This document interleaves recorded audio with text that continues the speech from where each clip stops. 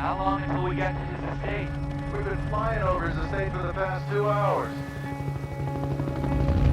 It's a tricky locations and production design problem, which is you're making a low-budget film, but you've got to have the house of the richest guy in the world. How do you do that?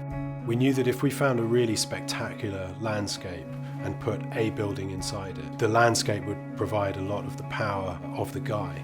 The landscape and the feel of the place is just so extraordinary.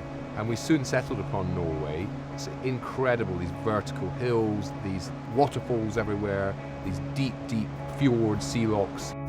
The notion of somebody owning this, I think sums the guy up. So Nathan owns that mountain, and he owns that river, and everything we're walking on belongs to nobody except for him, and I think that's the kind of guy he is. Caleb, this building isn't a house. It's a research facility. Cozy, right? We definitely went away from cold blue light sci-fi, hard white plastics and blue lights and stuff, and towards a warmer kind of sci-fi. We wanted to play with and balance out man-made materials with organic and natural materials right the way through. We've balanced out, you know, the concrete and the glass and the technological aspect with the fact that he's set in this really beautiful landscape and environment. And in a sense that mirrors what's happening with the characters as well. I'm wondering if you're watching me on the cameras, and I hope you are. Ava's space is an observation room.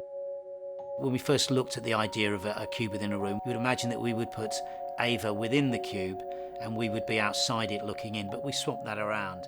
So in fact, Caleb, who's the observer, sits in this cube, and Ava, who's the observed, is able to roam around 270. It's a good example of how production design feeds into a story, because then when Ava walks around, rather than feeling like she's got a lot of space, she's more like a tiger in a zoo, walking backwards and forwards over the same spot, and you think she shouldn't be here, she should actually be elsewhere.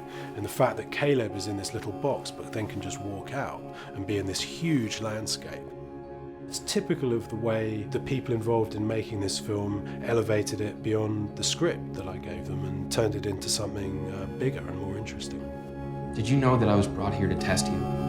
What will happen to me if I fail your test?